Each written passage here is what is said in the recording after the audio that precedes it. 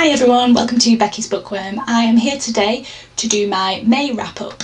I read 4 books and 3 graphic novels. It's a bit of a light month for me. As I said, I haven't got as much free time as I used to, so I'm just not reading as many things.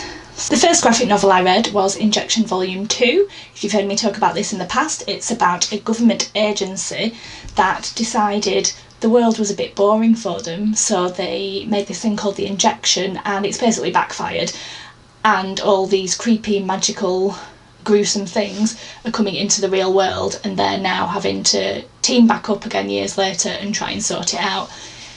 It's alright. I'm not loving it, but it's enjoyable, so I'll probably continue with the series. I ended up giving that 3 out of 5 stars.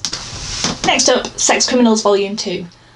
Now, I love this series. It is funny, it's snappy, the story's hilarious, and there's lots of weird and wonderful sexy things going on in it. It is about a couple who find out that they can both freeze time when they come. They find this out separately, and then later on, when they come together and they hook up, they discover that they can both do it. Hilarity ensues, and they do some questionable things in the first issue. In the second one, it's about them carrying on with that, and again, I don't really want to spoil anything, but if like witty banter with sexy undertones is your thing, give it a go. I give that 4 out of 5 stars. And the third graphic novel is Clive Barker's Hellraiser Volume 1.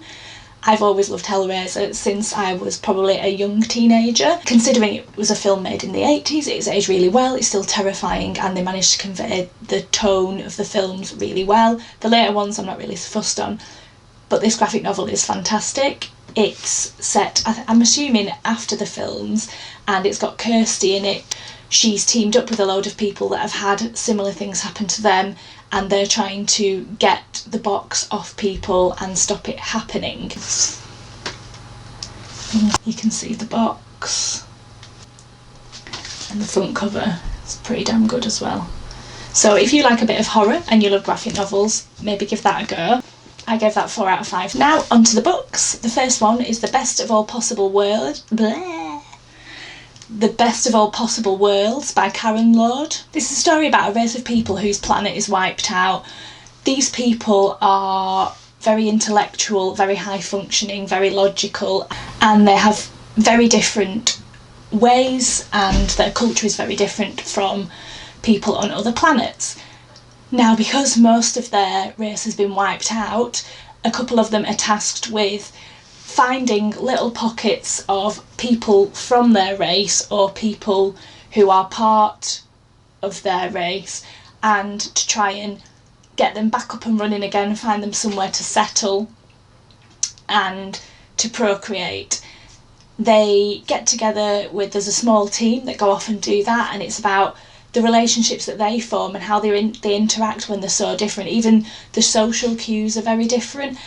I found it very interesting. It was really good to see where it went from beginning to end, and without spoiling it, I was a little bit disappointed with the end. I did this as a buddy read, and me and the person that read it at the same time, we both were a bit disappointed with the turn that it took towards the end of the book. But that said, it was still a really good book, and I did enjoy it, and I think I will read more of Karen's work. And I gave that 4 out of 5 stars. Continuing with my Vampire Chronicles read-along that I'm doing, I'll link the Goodreads group down below. If for those that don't know, we are reading 1 Vampire Chronicles book a month. We started with Interview with the Vampire, and then we did the Vampire Lestat, which is what I listened to on audiobook this month because I was getting really pushed for time. I do sometimes struggle with audiobooks because my mind tends to wander, and then I don't realise that I haven't been listening. But I did enjoy it, and because I've seen the film, which is Queen of the Damned, I did kind of keep picturing that, which I'll be glad when I get past Queen of the Damned, and then I haven't seen the films of any of them anymore, so I can't sort of put that on it, if you know what I mean. But I did enjoy the Vampire Lestat. There was quite a bit different to the Queen of the Damned film, so I'm glad it fleshed out Lestat's personality quite a bit more, and also how he saw and felt about the things that happened between him and Louis and Claudia in Interview with the Vampire is completely different to the way that Louis and Claudia saw it. So it was good to get his perspective on things and see where he came from and why he had his dad with him in the beginning of Interview with a Vampire. So I gave that 4 out of 5 stars. For those that want to join in on the read along, it's still not too late. We're just about to start Queen of the Damned, but if you go over to the group, there's a thread set up for each book, so you can join in and just comment and we can have a discussion on there. Again, I'll link that down below. Next, Binti by Nnedi Okorafor. I first discovered Nnedi Okorafor when I read the Book of Phoenix. I'd seen a few people talk about it and decided that I wanted to give it a go, and it blew me away. It was fantastic. So when I saw that she'd also had, well, she had quite a lot of other books, I tried to start getting them. So Binti is the next one I got. It's a novella.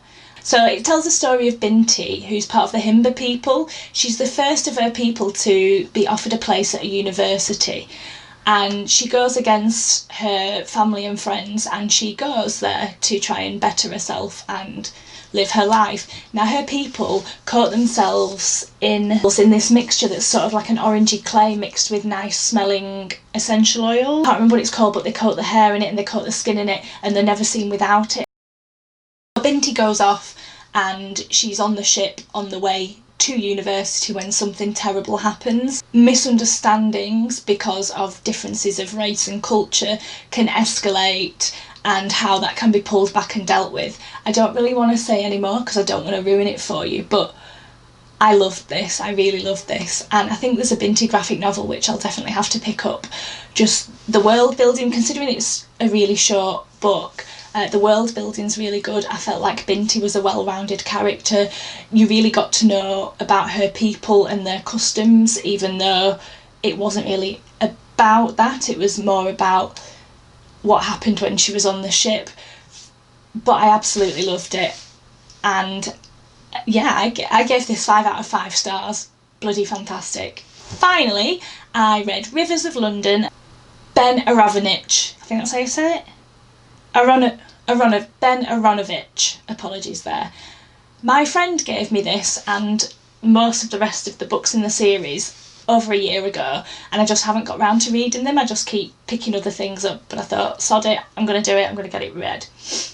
And I don't know why it took me so long. I should have picked it up ages ago. This is the story of a policeman who discovers that he has sort of magical talents. It's an urban fantasy, magical realism kind of deal, and he ends up getting taken on board by this old dude who, his section, they keep things safe from a magical perspective, and as part of his detective work, because somebody is taking over people and messing with their faces so that when the magic goes, their faces are collapsing, but they don't know why, and they have to work with the normal police to try and get this solved.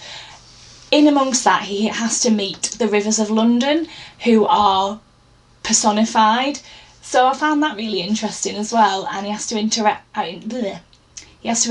with them, and he has to get help from them because they know some stuff that's been going on. And I just really enjoyed this. The writing's really easy to read. I got through it really quickly. It was interesting. There was twists and turns. I just found it really enjoyable. And the only book I don't have in the series is the second one. So I've registered with my library that I want to reserve that copy when it comes in. So I'm hoping that that'll come in soon because I desperately want to know what happens next. Okay, so that is it from me for my May wrap up. If you like this video, please give me a thumbs up and please subscribe, and I'll be back again in another few days with another video. Big hugs. Bye!